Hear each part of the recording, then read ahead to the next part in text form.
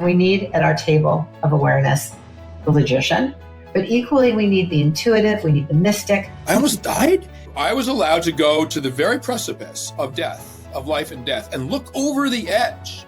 And I was allowed to behold what was there and allowed to come back. Most people aren't. When we talk about being aligned with ourself or being aligned with our soul or hearing our higher self, that's really what we're talking about, is being connected to that divine part of ourself, that light-filled part of us that is connected to God energy, that is connected to everybody here and every experience we've ever had. If more doctors, more professionals can open up to use intuitive gifts in their work, that's really important. Hi, I'm Dr. Amy Robbins, and welcome to Life, Death, and the Space Between. I'm a licensed clinical psychologist and medium, and here we explore life, death, mediumship, near-death experiences, consciousness, and what it all means.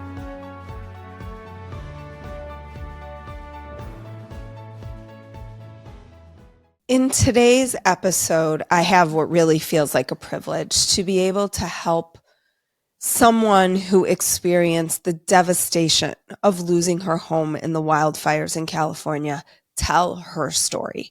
And I had really wanted to find someone to support in their journey back from this devastation. And so it does feel like a perfect serendipitous event that Laura came to me through my friend Mona, who Mona is an incredible cognitive neuroscientist. She was on the show talking about Proof of Spiritual Phenomena, her book, and she reached out to me and said, my dear friend, who is also a cognitive neuroscientist, needs help. She lost her home. She wants to tell her story, but her story is not just a story of what happened in the fire, although that's part of it. It is a story about the meaningful events in her life before the wildfire and the moments that she felt significant supernatural precognitive warnings about what was going to happen and how those experiences stand out as she begins to process what has happened to her life at this point. Rather than presenting here a finished story where Laura's, sort of at the end of this journey, we're talking to Laura less than a week since she lost everything in the wildfires. And she talks about navigating the loss, the uncertainty, and how the personal experiences of her own spirituality have shaped and transformed really how she's viewing this experience. It is such a meaningful, heartfelt conversation where you get to hear one person's story, not a snippet of her story, but her whole story of losing everything and what she is doing to rebuild. And I hope you will join me not only in listening to her story, but in sharing her story and also in ensuring that we as a community can help Laura get back on her feet. So what Laura and I are going to be doing once she's settled, right now she is in transition housing and she's not really sure where she's going to land. So if you could just take a moment and imagine what that must feel like, is you don't know tomorrow where you're going to be, what structure you're going to be living in. She's got a baby, a husband. If together, she and I are going to put together an Amazon wish list to help her get back on her feet. She does have a GoFundMe page, which will be linked here in my show notes, but making it as easy as possible on her so she doesn't have to go out and seek new clothes and new toothbrushes and new shoes, whatever it is that she needs, but that we can bring that to her. So please make sure that you are following me on Instagram, that you are subscribed to my newsletter at dramyrobbins.com, and that you are also subscribed to the podcast and listening to the podcast, because I really want you to have the opportunity to help contribute to rebuild Laura's family. And one of the things that we talk about on this episode is how difficult it can be for someone to ask for help, but how, as someone who wants to help, how good it feels to be able to have someone receive that help, which I think is such an important lesson for all of us. And hopefully we don't have to lose something so tragically and drastically in order to get to that place. So with that, I bring you today's episode with Laura Garcia. Welcome, Laura, to Life, Death, and the Space Between. Thank you, Amy. Thank you so much for having me. I'm really honored to be sharing this experience. It's been quite of a chaotic week. Um, Yeah. I'm just so glad that I'm able to use this platform for you, for people to share their stories so quickly, because I think we get snippets and sound bites on social media, but we don't have necessarily the time. People don't have the time to sit, and they're just, everybody's flipping so quickly to see what's next. So I'm excited, maybe that's not the right word, but I'm happy to be able to provide you with space to share your story of what happened, because there's a lot of kind of supernatural experiences that have happened to you as the fires were coming and post what happened. So can you just share, starting with your story, about what happened to you during the fires? yeah, thank you. And I agree. I think that it's very easy to focus on the details, the fire, how many houses have been burned, but it's really the stories behind the fires, the experiences of the people who went through it that I think connects us as a community. So on my end, I can tell you a little bit of me and my family, about myself and my family. I'm a psychologist by training, have a PhD in clinical psych. And for the past year, I had been home. I welcomed my first daughter, Samantha. And Oh, I think that, that's my daughter. oh, it's beautiful, the same name. Another synchronicity. Yep. And the reason why I chose that that name, actually, it's because there was at the time, when before I got pregnant, I was sort of having this spiritual crisis. I'd been having spiritual crisis during my late 20s. Grew up Christian, left the church, sort of I adhered to to a more materialistic view of the world, and then I felt that I was still looking for something after multiple experiences in doing spiritual practices. I was sort of welcoming again the potential of understanding what the Bible was, the wisdom behind the Bible, connecting to a God, whether that was the God of the Christian traditions or other traditions. I became more welcoming to having a relationship with God. And I remember in a conversation I said, and we were having about believing in God, we were talking about believing in God, and I said, I will believe in God when I start seeing miracles. And it was like a joke, sort of. But then that same day, I found out that I was pregnant. It was very not planned. And I have to say, after having my first daughter, this past year has been one of seeing many miracles. And that sort of sets the tone for what happened right before the fire. We lived in our home in Altadena. It was my husband and I, my daughter, and my mother-in-law. And she lived we sort of had separated outside of the area, a studio for her, so she could support us while we were raising this kid. And it just felt perfect. Like, I would wake up in the morning and have this beautiful view of the mountains. I love hiking.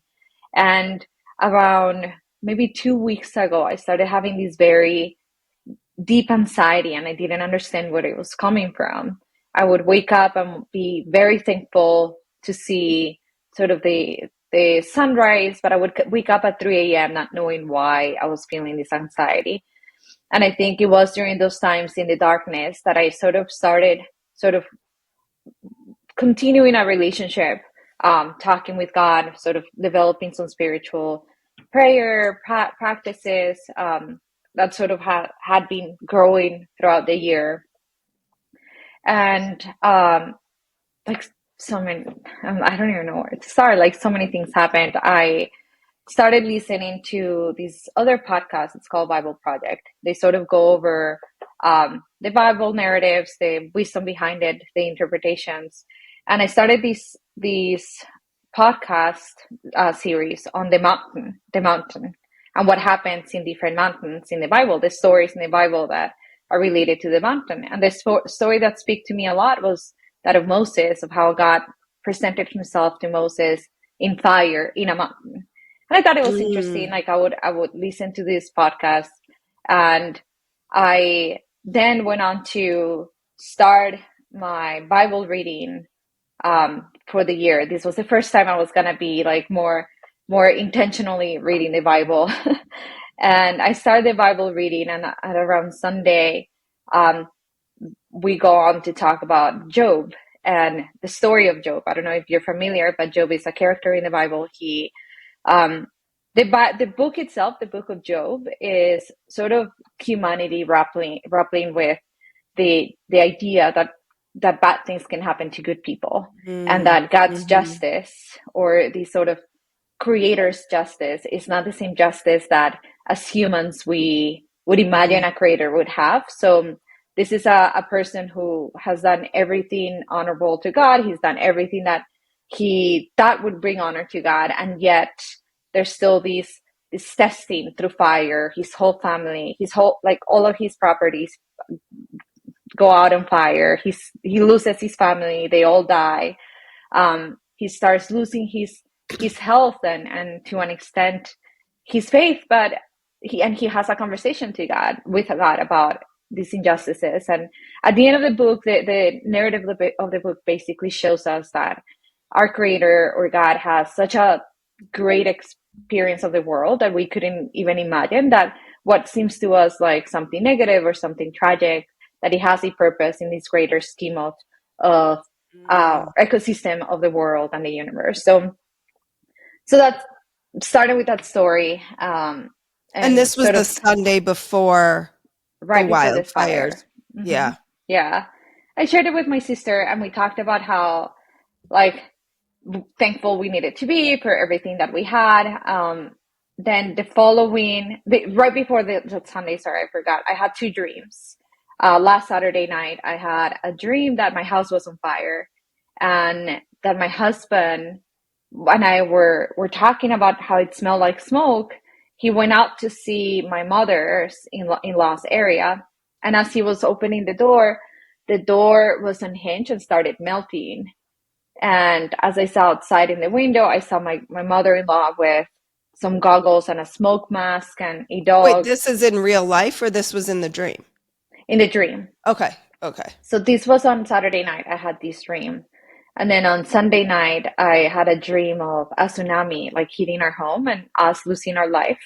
And I remember so vividly in the dream, sort of giving up, knowing that was my last breath that I was going to take as the water would come into the room.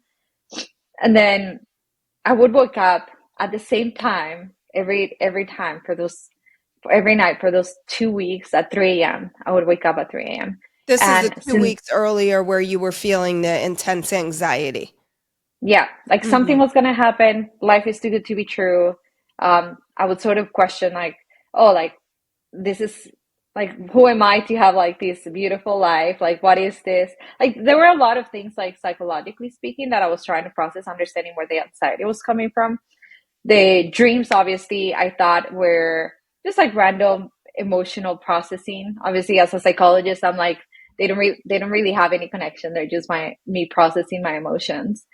And then Sunday, I learned about the story of Job, and I'm start sort of thinking and interpreting that for my life, applying it to my life. And then from Sunday night to Tuesday morning, at around 3 a.m., I wake up again, and I notice the owls are calling very loudly and for a long time. And this was the first time I had seen this. So I've lived in Altarina for three years, and yes, we would hear them every now and then during mating season, but nothing like what I was hearing at 3 a.m. from those owls.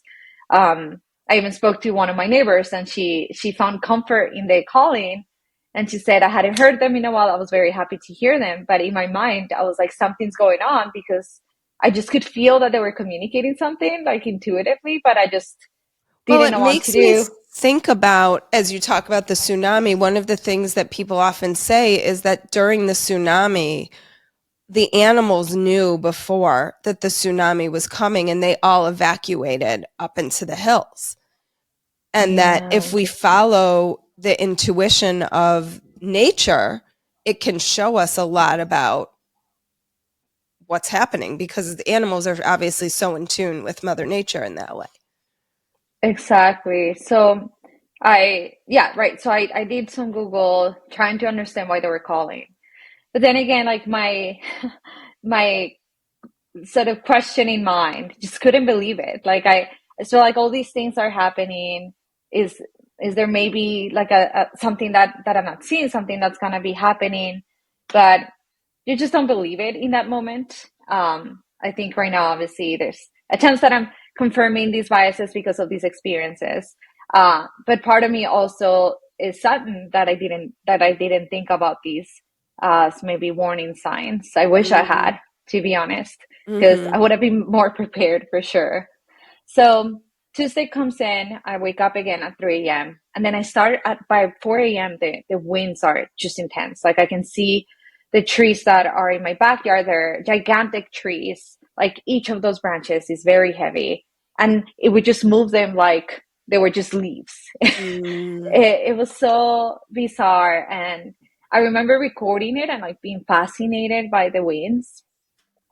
And then by 8 a.m., we wake up, no power at all. So we decide to stay in the house, sort of go through our routine until my husband's laptop ran out of power and we needed to go somewhere so that he could continue working. We ended up going to my sister's home in La Cañada, which is the neighborhood right next to Altadena.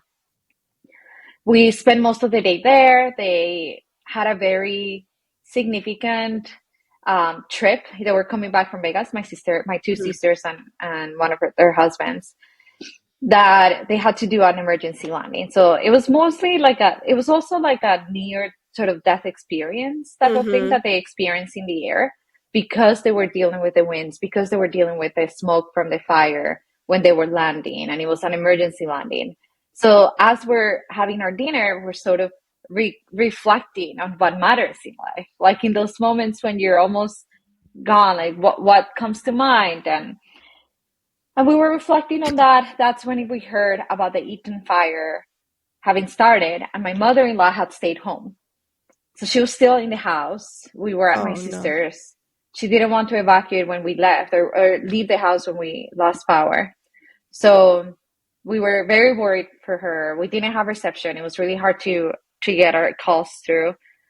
So we ended up going. As we're driving from my sister's house, you could see the whole mountain on fire from like my sister's house. And that's when the panic really hit. The same drive that we would drive all the time. Now I had sort of these flame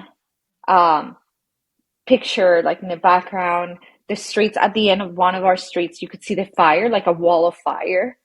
And we just called my grandmother, like my mother-in-law. We got her to pack some stuff. We got home in the middle of the night, like it was at 8 p.m. At around 8 p.m. we got home. We started just packing as much as we could.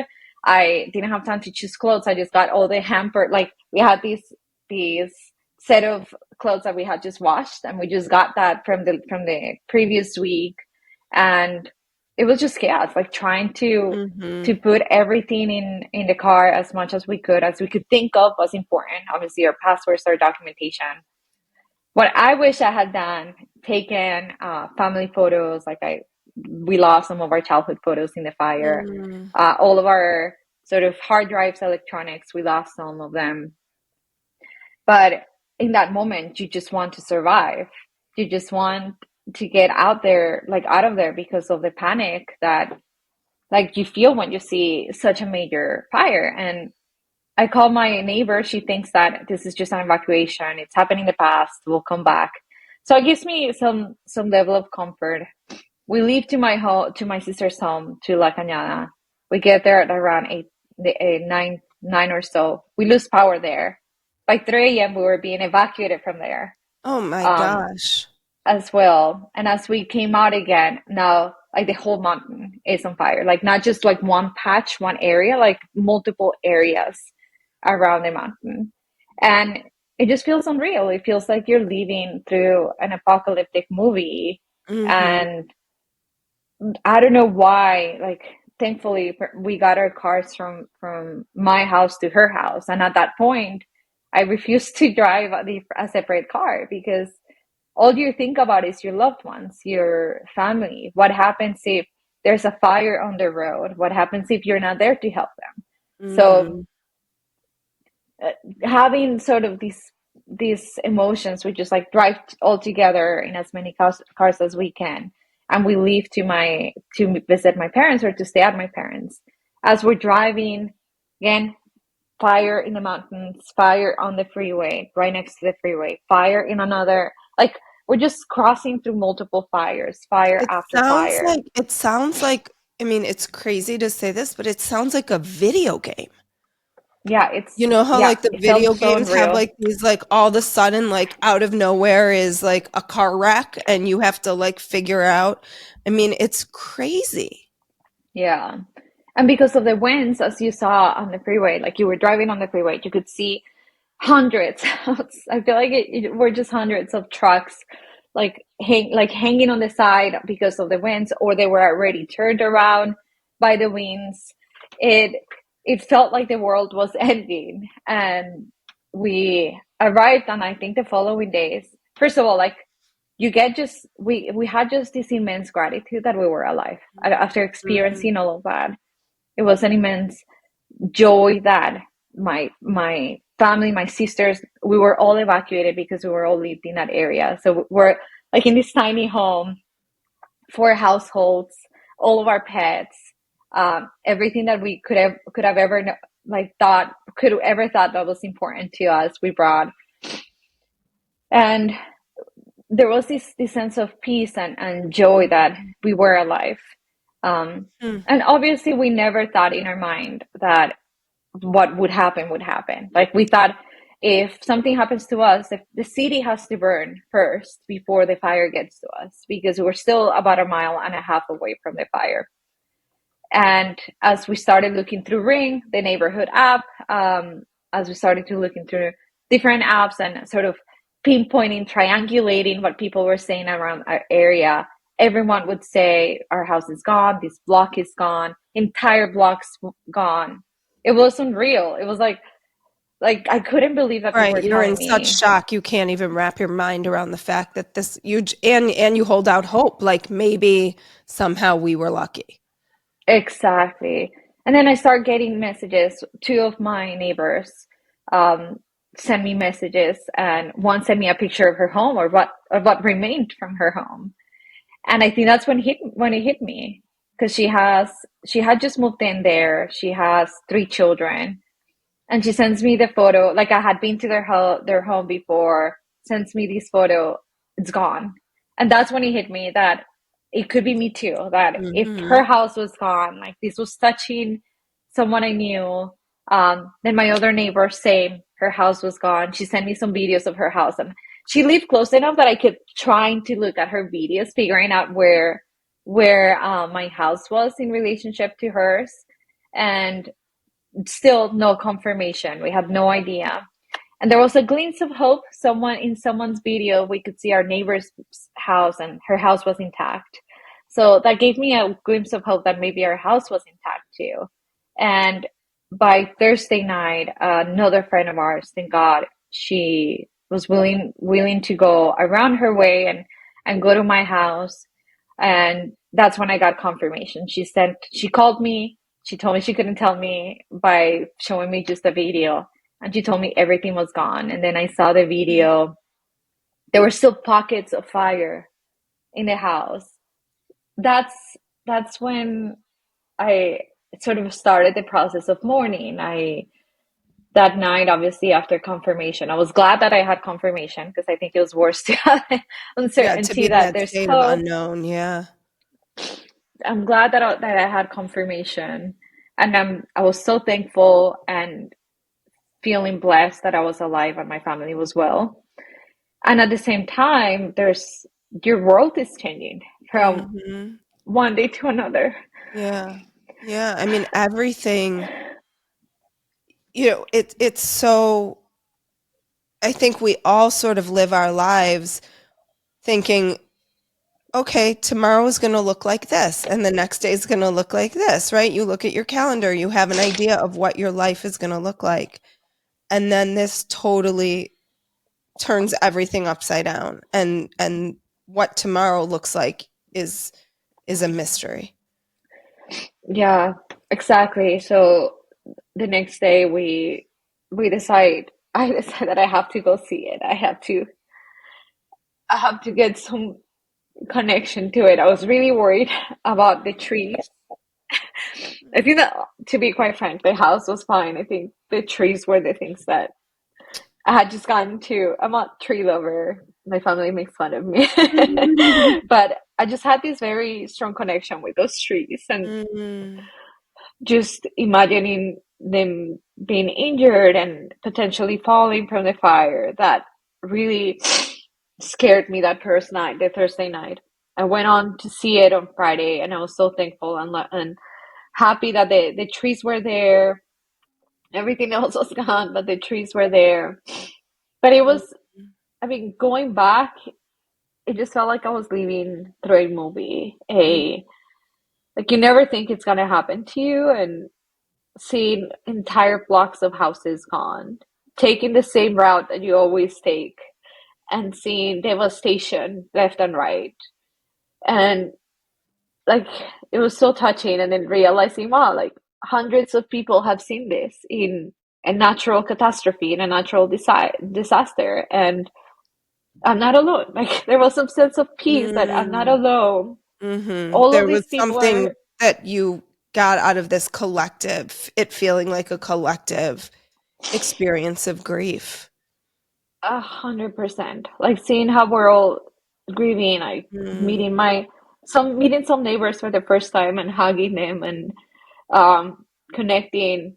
And I feel like after I came back from seeing the house again, very sad, because yeah, you had so many dreams for that house. We bought a house that we were hoping to fix in many ways, and we did a lot of things ourselves. We didn't have a lot of money, but we tried. Obviously, we had a long-term vision for that house. And Well, and I think that's so important too, because I think a lot of the stories that are coming out of the fires are obviously a lot of celebrities, and, online people are saying things like, it's fine, people can afford to rebuild, and that's not the case. There's a lot of people who are not celebrities who have done quite well financially for themselves, and that really shouldn't matter one way or the other. I mean, I know that there is, the privilege that comes with being able to have the resources to rebuild differently, but that doesn't negate the human suffering and the human toll that this takes. But you are a story, it sounds like, of multi-generational families that are living there, that it's for you, that's not going to be the case. yeah, I mean, all of my neighbors were multi-generations. I think for us, so I grew up in Colombia. Like, if you think about my whole story, like, I grew up in Colombia. Was from very, very limited means. We grew up, and my parents didn't have an education. We didn't have a lot of money, even for basic necessities. And we immigrated to the United States, for a better life, for a better future. My dad did first, then he was able to bring me and my sisters and my mom. And we sort of had that immigrant mentality. You need to go to school. You need to achieve. Like, that's what you do. You need to survive, because your parents did this major sacrifice. They left everything they own, their families, their communities, to make it in this new country, to give you the chance to make it to make the American dream come true.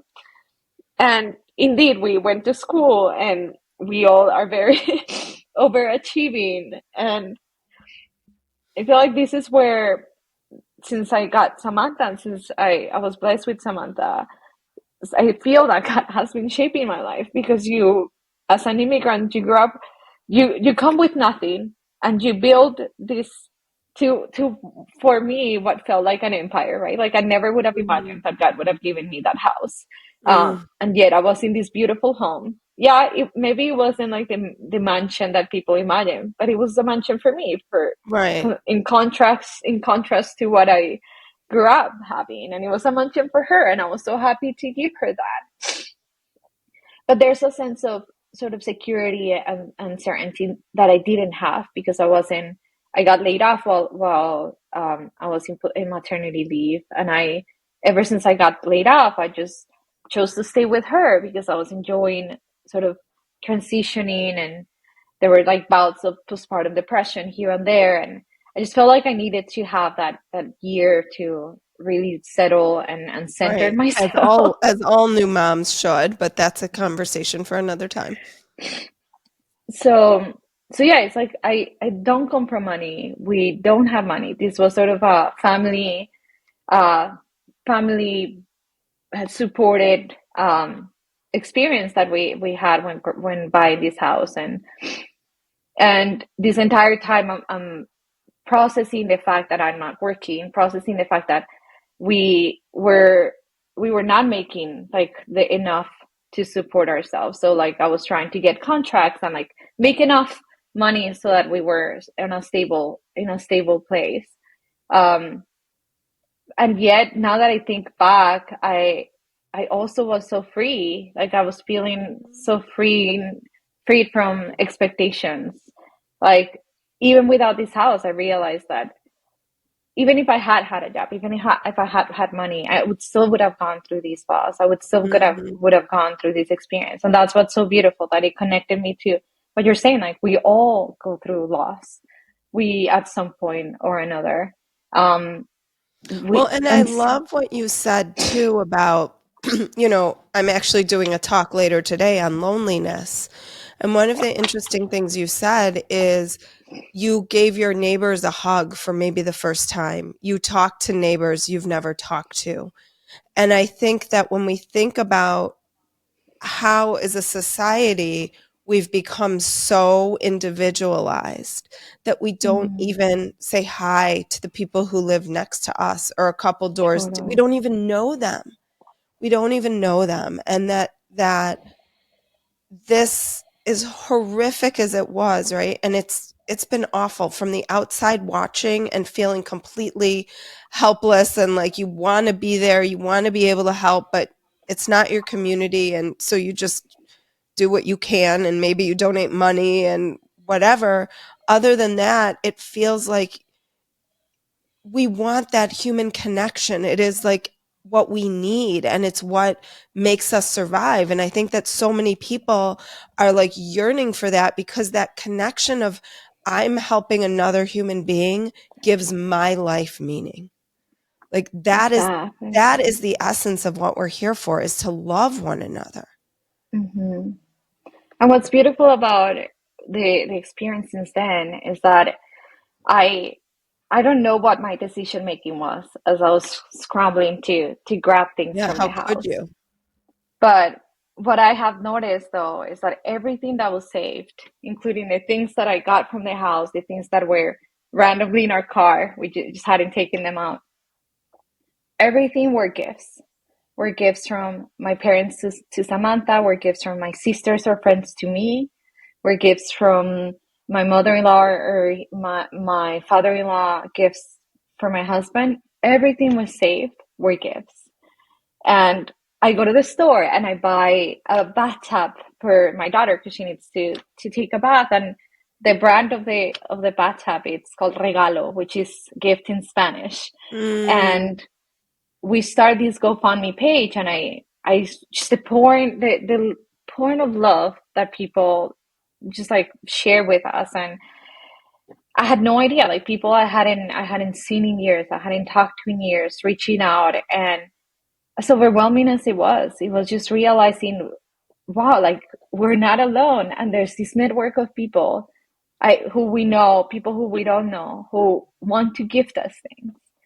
I have clothes from people who have donated clothes to me that fit me perfectly, better than the clothes I mm, have. mhm, And realizing everything I own now today is a gift from someone. Someone thought of mm, me and wanted to help me. It just changes my relationship with property, period. mhm, Because you mhm. realize it's not that I bought myself this. It's not that I worked hard to get this. It's that someone was kind enough to give me this. And in all of that, that there's a creator who not only gives me all of this through people, that he created, but it's also that he gives me my life, my breath, my health and sanity. It's also beautiful. It's a beautiful experience too.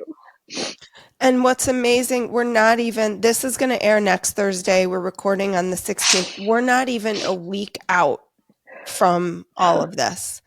And these amazing insights that you're having. I mean, I know different people process things very differently. This is not a judgment of people should be like this or shouldn't be like this. But where you are in terms of, it sounds like just being able to take in what has been given to you, not what's been taken from you, is so beautiful. How do you feel like your spiritual practices have informed that? And then I do want to get back to like all of these premonitions that you had. But let's first talk about kind of where you are spiritually and how that's informing kind of how you're managing all of this. It also doesn't sound like you're bypassing it. Like you're not just like, oh, this was something that was meant to happen to me and here's why. You're both, you're moving through the emotions of it, as we all can hear. I can see, if you're watching on YouTube, you can see, but you're also talking about the spiritual part of it. Yeah. I think definitely I feel that I've been preparing myself spiritually for something like this. I think this all started with the pandemic, sort of facing our mortality. I'm not someone who shies away from emotions. Obviously, I studied psychology. Obviously, I did therapy, helped people with their own emotions. And I always felt like a hypocrite if I didn't face those emotions myself. So I always sort of I cannot second that enough. Like, it's the same for me. I'm always like, I need to know what it's like to be on that side of the couch so I can be present enough to allow for other people to know, whether I say it or not. I mean, now most people know, but the importance of having that experience of being vulnerable, of walking the walk. So then when you are talking the talk, you know what it felt like.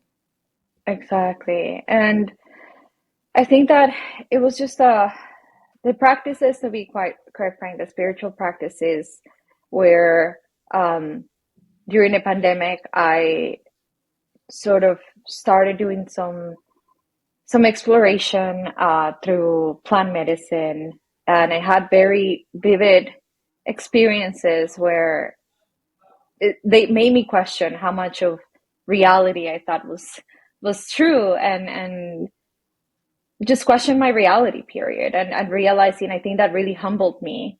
And I thought, well, I don't know how, like, I just realized, like, I don't know anything. And I had disregarded all these ancient traditions, Buddhism, Christianity, and I had disregarded all of this as just narratives that people needed. But during my plant medicine journeys, I realized there's value there, there's wisdom there. So I first started sort of opening up to learning more about those, and I had a very significant experience that called me back to connecting with the Bible in different ways. And I gotta say, I was reading the Bible and I felt connected to the stories, but also the centuries of people who connected with this wisdom, and seeing so much wisdom coming from that, learning, like, obviously very heady podcasts on what it meant and what it was meant to be interpreted as from the beginning. And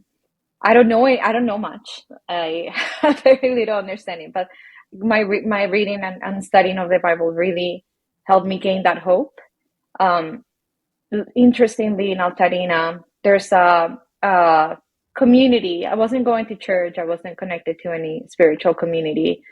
There's a community at church. It's called Pasadena International House of Prayer, and they offer these prophetic ministry sessions. I had never been to something like that before. I thought this was divination. I thought, like this is, in my mind, in my psychological mind, I'm like, this is a lie. This is not true. I don't think this is real. And yet I had the curiosity that, like, how are people going to this community and being given words of encouragement because a friend of mine had, and I ended up going to some of them, to some of those sessions, and those were some of the miracles that I saw. I mean, they basically give you words of encouragement based on what God or their connection or their prayer with God tells them. And a lot of the things they said were right on point of how I felt, how my family felt. And I sort of left it at that with curiosity, but then it gave me a sense that I needed to have a spiritual community. After that, I started going to or attending churches. One church, the Bridge, in Pasadena, beautiful community, beautiful people.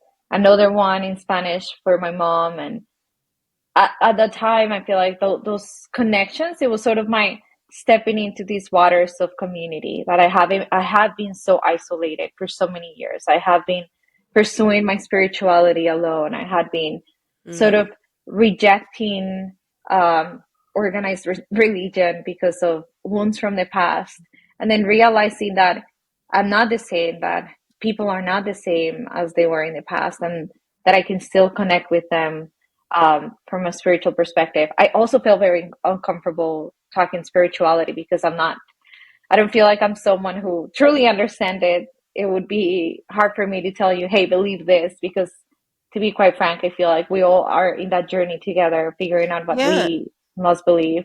And it sounds like you followed kind of the path that literally spoke to you. And you're not here to tell someone else they need to be on this path, the same path, but perhaps take the step on the spiritual path, whatever that means. Yeah. For someone else. Yeah, whatever brings fruit. I think that to me, the path that I take is the path that I see it's helping me flourish. And I feel like the premonitions, the reading of the Bible right before the event, sort of connecting with the story of Job and who God is, like whose justice I cannot understand, and just being in awe at everything that has happened, all the connections that we have with people, the importance of love. And I think love is a major one. I think that was a spiritual practice, connecting in love with my daughter, because I just couldn't understand where this love is coming from. That's where I was like, there must be a creator. There must be something that we're connected to, because this love that I feel for her is just overwhelming me. Right. For a complete stranger. Right. Exactly. And for someone who cries, who yells, who hits me, like it's just, and like seeing how every part of her development was wonderful. It was such wonder that I experienced with her that it made me connect with this creator, what I think is a creator, because it's just so perfectly designed that it's like going to an art museum and seeing this amazing piece and not feeling a connection with the person who created it. That's how it felt for me, and that's why I ended up sort of developing or trying to develop a relationship with this being, with God, and what I call God, and who I believe is the same God of the Christian practices, Judaism, Islamism. I believe that we're connecting to the creator, and I just love it so much, because it's given me hope, and that's the fruit of that. It's given me hope, patience. It's given me a sense of connection, realizing that I'm not alone. I'm not alone because I have other people with me. I have there's a design of my life that I'm trusting my creator with. With the premonitions that you had, what do you think you would have done, or would you have done anything differently if you knew? I mean, this is, I think, what's so hard with premonitions when I've had them as well. You don't typically know until after the fact, until it's become reality, that that's what that was. It's like, I mean, when I've had these experiences, they do feel very different than dreams. I do recall them differently. I talk often about the premonition that I had before October 7th,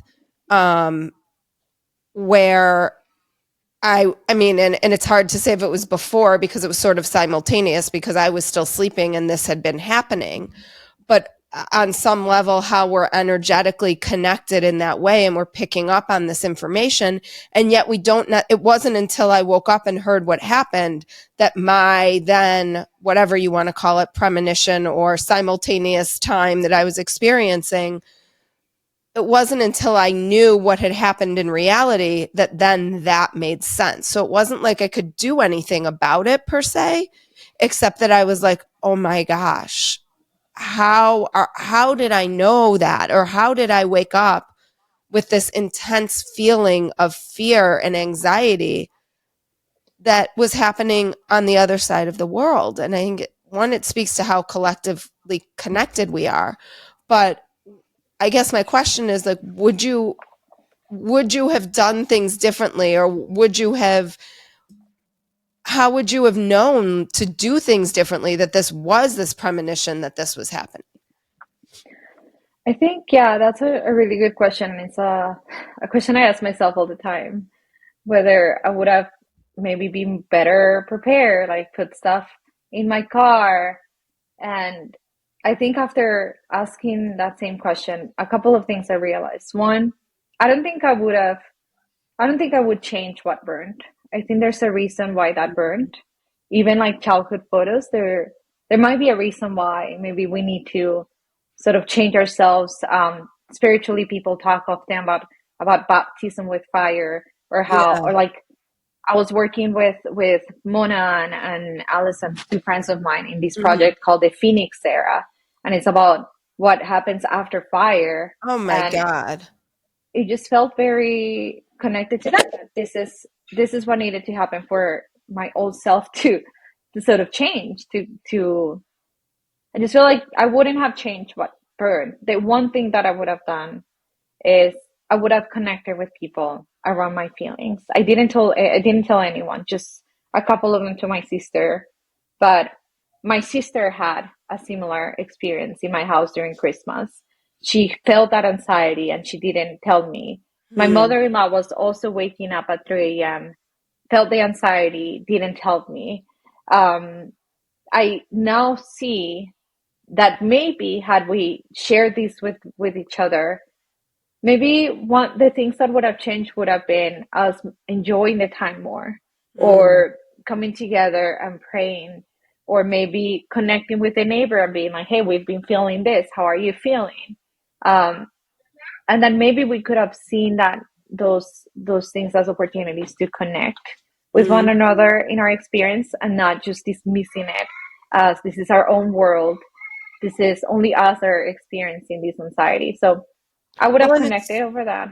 yeah, it's so interesting too. I mean, there are a lot of, I'm curious how many people also experienced what you experienced, because I know I worked with a medium years ago who said that there were many people when 9/11 happened who reported before having these dreams of planes crashing into buildings, and you don't want to seem paranoid, and you don't want to be like, because I think in the mental health space, we do a really good job of dismissing those premonitions as you're just worrying, or this is just your anxiety, right? And it wasn't. You were definitely tapping into some sort of larger I don't know what, but I mean, again, we don't know space and time. Like, were you tapping into something that was happening in simultaneous time? Were you, it's all such a mystery still how this all works, I think.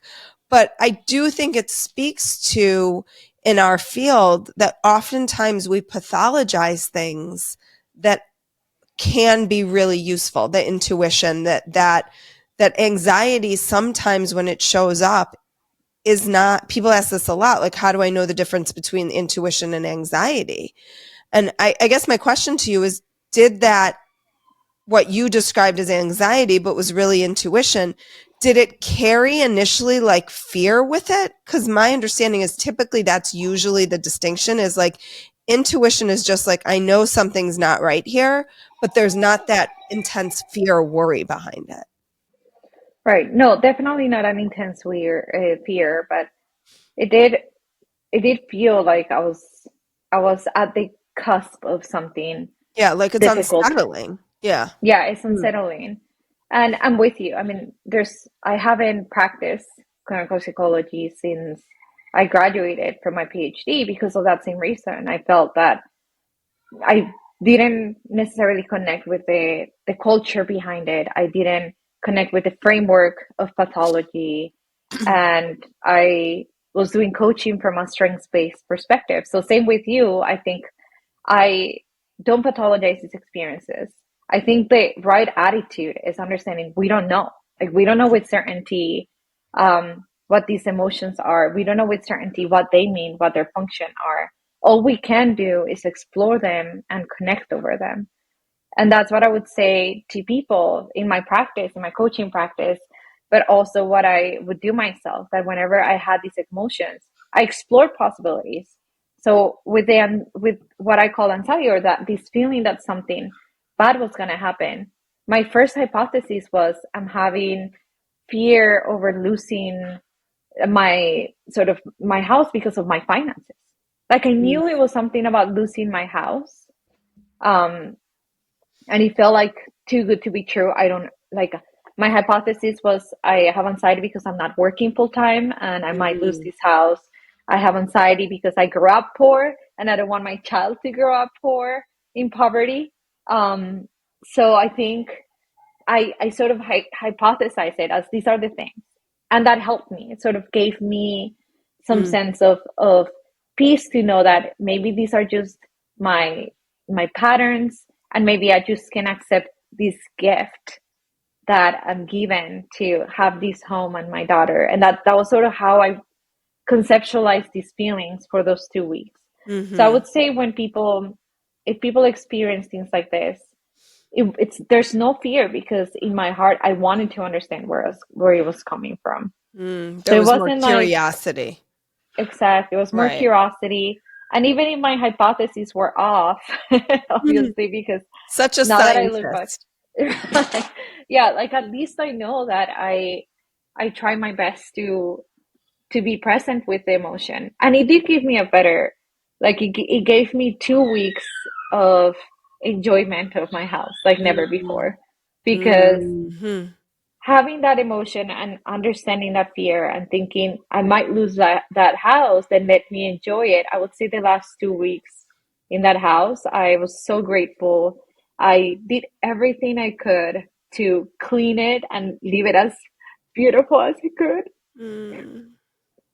So I feel like, in a sense, processing those emotions and those dreams, even if alone, it changed the way I approached the house.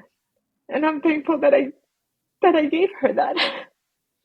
Yeah, I mean, as you're talking about it, right, and we talk about grief, things die, like not just people, but things, like, and I love when you were talking about the trees too, like this embracing of like the consciousness of all of this. You know, people say like, oh, it's just a house and a house can be rebuilt, but think of what, like, if you are listening right now, think of what your house contains, like not the stuff, the memories, bringing your child home for the first time in your house. I know, like, I remember, this is kind of a funny, we live in Chicago and we live on an alley, which was like a big point of contention. This'll lighten the mood here. And I remember the day we bought the house was St. Patrick's Day. And we go upstairs to the 3rd floor where we're going to put our new baby, who was 1 at the time, who had been sleeping in my bathroom in our previous home. And every night he'd sleep in a pack and play jammed between the bathtub and the sink. We'd open the pack and play every night. We'd put a cardboard poster board on the skylight on the ceiling. Every night we did this. We taped it up. He was going to move into a room finally after a year. And I look out the window and there's someone peeing in the alley across the street. Because it's St. Patrick's Day here and everybody's debaucherous and ridiculous. And like, but those are the memories that fill your home, right? Like that's the first memory I have in this house. And it's funny, but it's also like what it means to live in a place and embody that. It's not just brick and mortar. There's so much to a home that's different than a house.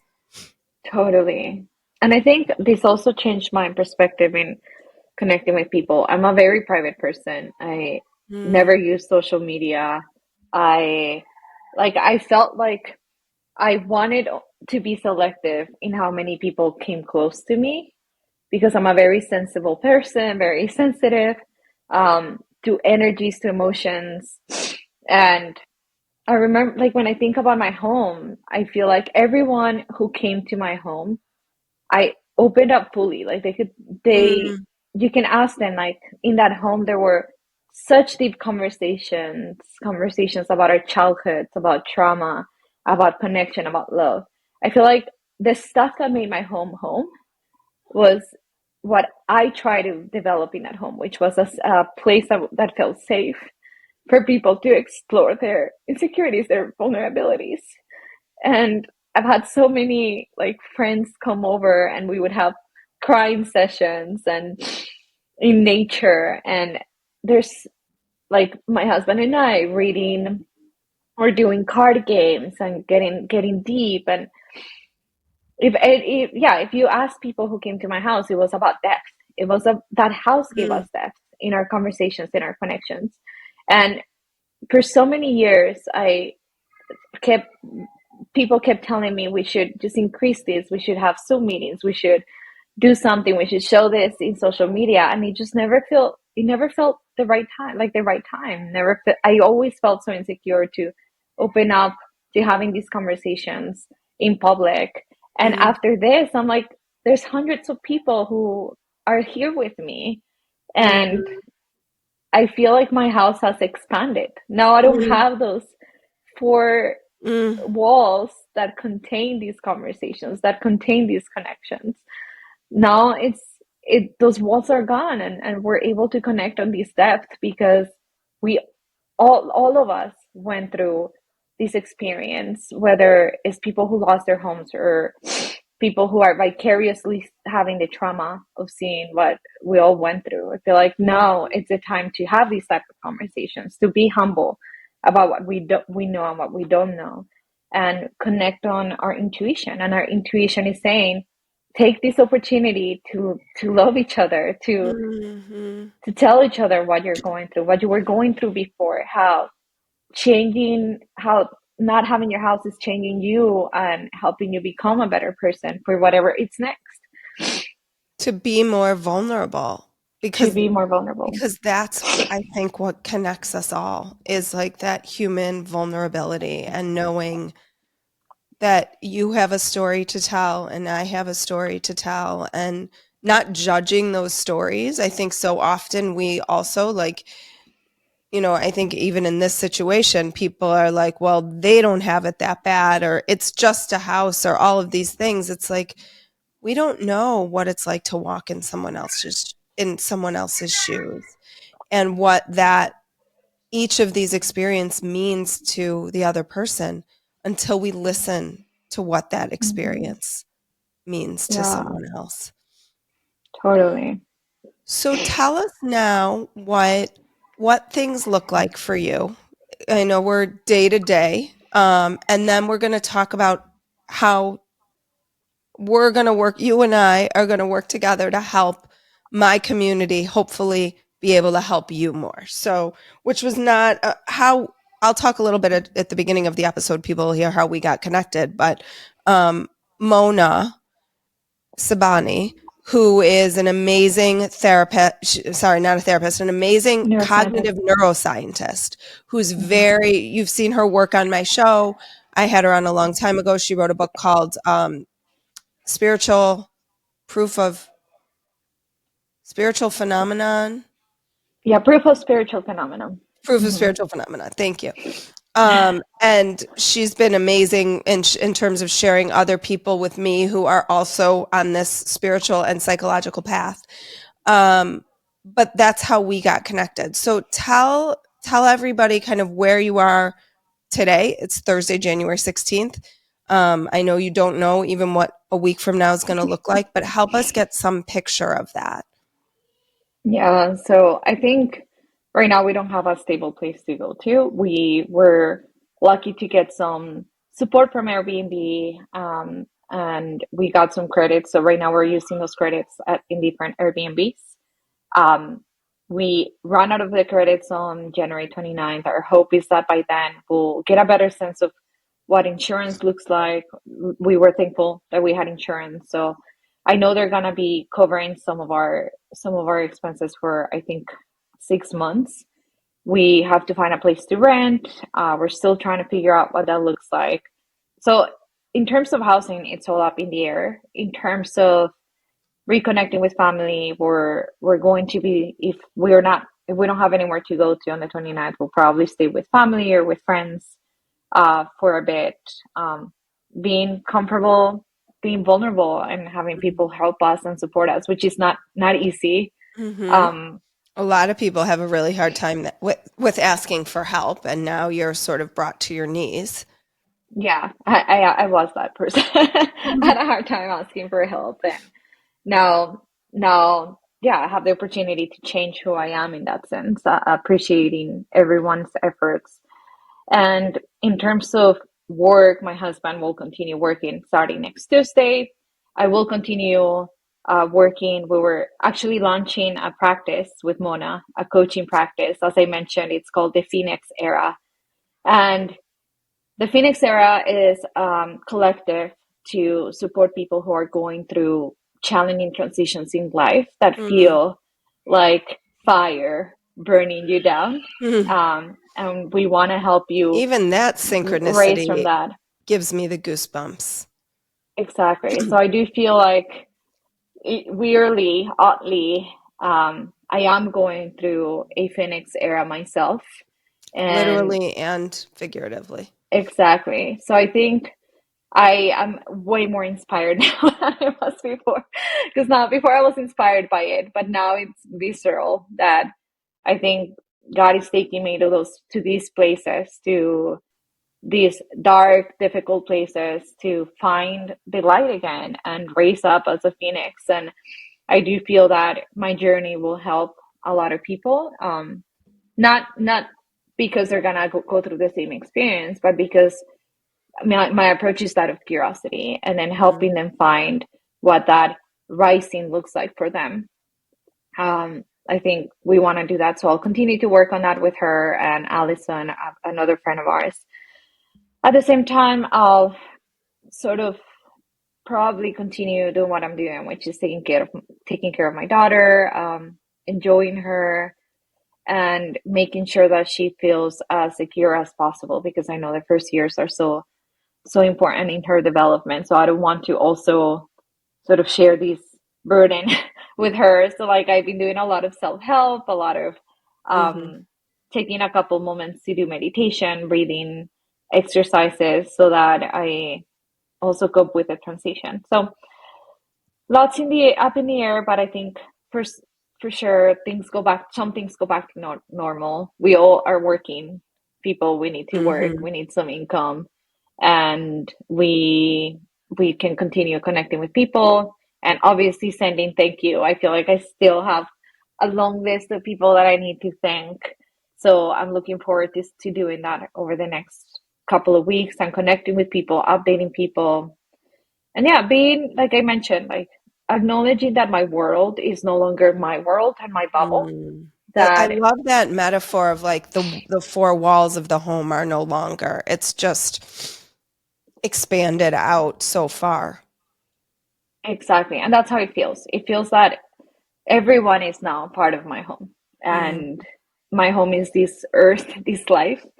And I'm just going to live day by day thanking God for giving me this and this opportunity to be alive and to guide people, which is what I do at work. So, yeah, that's where I'm at.